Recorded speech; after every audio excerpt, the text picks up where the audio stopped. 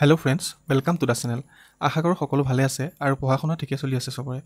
Exam পালেহি যেতিয়া আৰু বেছি দিন নাই, এডমিটো আহিলে, গতিকে ময়ো প্ৰিপেৰেশ্যনৰ মাজতে ভিডিঅ' এটা বনাই আপোনালোকৰ বাবে দিবলৈ চেষ্টা কৰিছোঁ। এই ভিডিঅ'টোত আছাম গভমেণ্টৰ যিখিনি ইম্পৰ্টেণ্ট স্কীম আছে 2024লৈকে আৰু 2024-25 বাজেটৰ গোটেইখিনি যিমানখিনি স্কীম আছে সেই গোটেইখিনি এই ভিডিঅ'টোৰ যোগেদি দিবলৈ চেষ্টা কৰিছোঁ, যিখিনি ADRE থাৰ্ড গ্ৰেড আৰু ফ'ৰ্থ গ্ৰেডৰ বাবে খুব ইম্পৰ্টেণ্ট হয়।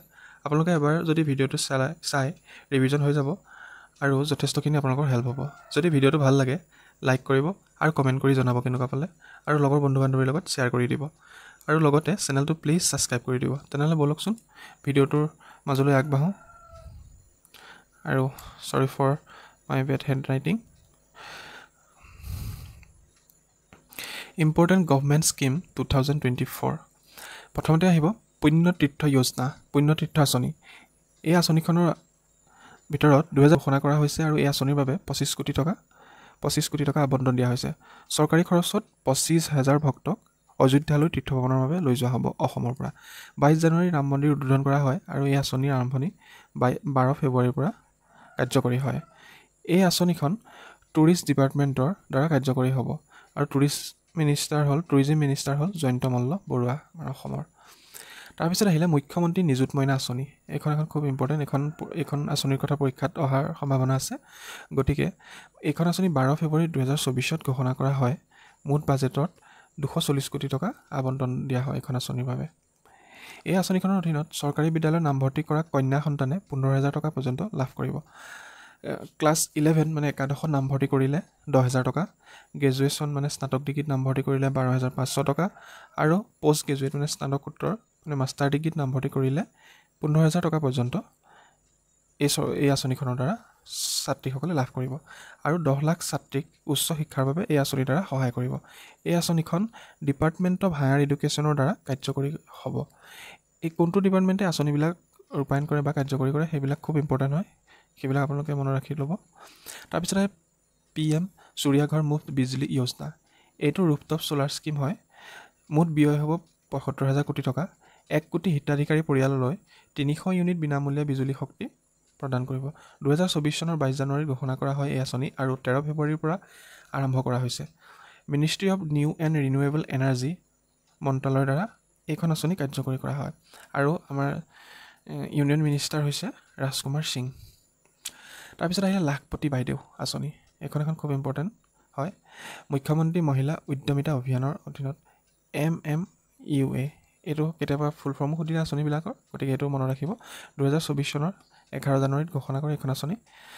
39 লাখ মহিলাক SSG মানে ছেল্ফ হেল্প গ্ৰুপৰ যোনবিলাক মহিলা আত্মসহায়ক গোট থাকে সেই গ্ৰুপৰ মহিলাসকলক এই আঁচনিৰ দ্বাৰা সহায় কৰা হ'ব। ক্ষুদ্ৰ উদ্যোগী হ'বলৈ 1 লাখকৈ টকা দিয়া হ'ব, 1 লাখকৈ টকা দিয়া হ'ব। প্ৰথম অৱস্থাত 10,000কৈ দিয়া হ'ব। এই আঁচনি Assam state rural livelihood mission, Assam ৰাজ্যিক গ্ৰাম্য জীৱিকা অভিযান আৰু panchayat and rural development, panchayat আৰু গ্ৰামোন্নয়নৰ দ্বাৰা এই আঁচনিখন ৰূপায়ণ কৰিব। এই আঁচনিৰ যোগ্যতাখিনি হ'ল জেনেৰেল আৰু OBCৰ বাবে 3টা শিশুৰ সৰ্বোচ্চ, ছোৱালী শিশুক স্কুললৈ পঠিওৱাটো বাধ্যতামূলক, আৰু বৃক্ষৰোপণ যোনটো অভিযান আছিলে সেইটো সফল হ'ব লাগিব। তাৰপিছত আহিলে 5 নম্বৰটো 10 চেহেৰ 1 ৰূপায়ণ। এই আঁচনিৰ দ্বাৰা 10খন চহৰ উন্নয়ন কৰা হ'ব। তিনিচুকীয়া, শিলচৰ, ডিব্ৰুগড়, নগাঁও, বঙাইগাঁও, কৰিমগঞ্জ, তেজপুৰ, যোৰহাট, শিৱসাগৰ, গোলাঘাট, নৰ্থ লখিমপুৰ, ধুবুৰী আৰু ডিফু। এই আঁচনি হাউচিং এণ্ড আৰ্বান এফেয়াৰ্ছৰ মানে গৃহ নিৰ্মাণ আৰু নগৰ পৰিক্ৰমা বিভাগৰ দ্বাৰা ৰূপায়ণ কৰা হ'ব। 19 ডিচেম্বৰ 2023 চনত ঘোষণা কৰে এইখন আঁচনিৰ কথা।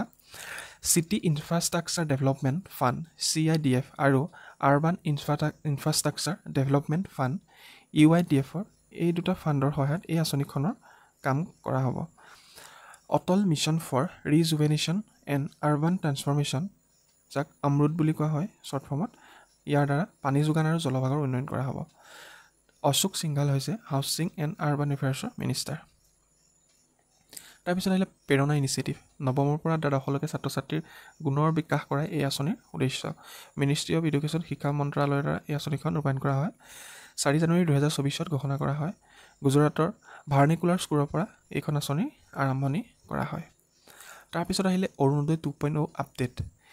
এইবাৰ ট্ৰান্সজেণ্ডাৰ আৰু দিব্যাংগ ব্যক্তিক এই অৰুণোদয় 2.0 ভিতৰত অন্তৰ্ভুক্ত কৰা হয়। 27 লাখ হিতাধিকাৰীলৈ 1250 টকাকৈ এই আঁচনিৰ দ্বাৰা দিয়া হয়। এইবাৰ 2.5 লাখ টকা সংযোগ কৰা হয়। গতিকে এইখিনি 2024-25 বাজেটত অন্তৰ্ভুক্ত হৈ থকা আঁচনি আছিলে। তাৰপিছত আৰু অতিৰিক্ত কিছুমান আঁচনি, খুব ইম্পৰ্টেণ্ট আঁচনি, সেইকেইখনো মই ইয়াতে এড কৰি দিছোঁ। এইখিনি মই আগতে লিখি থোৱা। গতিকে এইখিনি হ'ল অৰুন্ধতী গ'ল্ড স্কিম, অৰুন্ধতী স্বৰ্ণ আঁচনি। 2019-20 বিত্তীয় বৰ্ষত এই আঁচনি মুকলি কৰে revenue and disaster management department, ৰাজহ আৰু দুৰ্যোগ ব্যৱস্থাপনা বিভাগৰ দ্বাৰা এই আঁচনি ৰূপায়ণ কৰা হয়। এই আঁচনিৰ খৰচ 800 কোটি টকা বছৰি। তাৰপিছত আহিলে আছাম অৰুণোদয় স্কিম, অসম অৰুণোদয় আঁচনি। 2020 চনৰ 2 অক্টোবৰত অসম চৰকাৰে এই আঁচনিখনৰ আৰম্ভণি কৰে। আৰ্থিক সাহায্য হিচাপে প্ৰথমতে 830 টকা, বৰ্তমান 1250 টকা, মাজতে 1000 টকা হৈছিলে, এতিয়া বৰ্তমান 1250 টকাকৈ আৰ্থিক সাহায্য দি আছে। তাৰপিছত অৰুণোদয় 2.0 2023 চনৰ এপ্ৰিলত মুকলি কৰে আৰু নতুনকৈ 10 লাখ হিতাধিকাৰীক সংযোগ কৰি 27 লাখলৈ হিতাধিকাৰীৰ সংখ্যা বৃদ্ধি কৰে এই আঁচনিৰ দ্বাৰা। তাৰপিছত আহিলে স্বয়ম আঁচনি, স্বামী বিবেকানন্দ আছাম ইউথ এম্পাৱাৰমেণ্ট য়োজনা। এই ফুল ফৰ্মবিলাক আহে কেতিয়াবা পৰীক্ষাত, গতিকে এইবিলাক মনত ৰাখিব। 2017 চনৰ 7 ফেব্ৰুৱাৰীত বাজেটত ঘোষণা কৰে আৰু 2021 চনত ইয়াক পুনৰ মুকলি কৰে। এই আঁচনিৰ দ্বাৰা 2 লাখ শিক্ষিত যুৱকক 50,000কৈ টকা দিয়াৰ সিদ্ধান্ত কৰে। তাৰপিছত আহিলে স্বনিৰ্ভৰ নাৰী আঁচনি। এইখন আঁচনি 2022 চনৰ 19 জুলাইত আৰম্ভ কৰে। এই আঁচনিৰ দ্বাৰা থলুৱা শিপিনীৰ বাবে হস্ততাঁত খণ্ডক অগ্ৰাধিকাৰ প্ৰদান কৰা হৈছে এই আঁচনিৰ মূল উদ্দেশ্য। তাৰপিছত আহিলে কুশল কোঁৱৰ বৃদ্ধ পেঞ্চন স্কিম। 2018 চনৰ 2 অক্টোবৰত মহাত্মা গান্ধীৰ 149তম জন্ম জয়ন্তীৰ উপলক্ষে এইখন আঁচনি উদ্বোধন কৰে। তাৰপিছত আহিলে আছাম আৰোগ্য নিধি স্কিম, অসম আৰোগ্য নিধি আঁচনি। এই আঁচনি অসম চৰকাৰৰ health and family welfare department, Assam চৰকাৰৰ স্বাস্থ্য আৰু পৰিয়াল কল্যাণ মন্ত্ৰালয়ৰ দ্বাৰা ৰূপায়ণ কৰা হয়। তাৰপিছত আহিলে আত্মনিৰ্ভৰ অসম 2023। এইখন হৈছে আত্মনিৰ্ভৰ অসম আঁচনি। 2023 চনৰ 12 ছেপ্টেম্বৰত এই আঁচনি ঘোষণা কৰে। এই আঁচনিৰ দ্বাৰা 5 লাখ যিসকল degree holder in professional course, তেওঁলোকক 2 লাখকৈ টকা সাহায্য হিচাপে দিয়া হ'ব। যিসকল post graduate, general graduate, IT ইত্যাদি, সেইসকলক আৰ্থিক সাহায্য 2 লাখকৈ টকা দিয়া হ'ব। তাৰপিছত আহিলে one district one product, ODOP। অসমত 2022 চনৰ অক্টোবৰত ইয়াক আৰম্ভ কৰা হয়, যাৰ দ্বাৰা গুৱাহাটীত ইউনিটি মল স্থাপনৰ প্ৰস্তাৱ লোৱা হয়। এইখন আঁচনি ফাৰ্ষ্ট লঞ্চ কৰিছিলে UP গভৰ্ণমেণ্টৰ দ্বাৰা 2018 চনৰ জানুৱাৰী মাহত। তাৰপিছত আহিলে মোদী স্কিম। মোদী স্কিম মানে হৈছে মষ্ট আণ্ডাৰষ্টেণ্ডিং ডিষ্ট্ৰিক্ট ইনিচিয়েটিভ।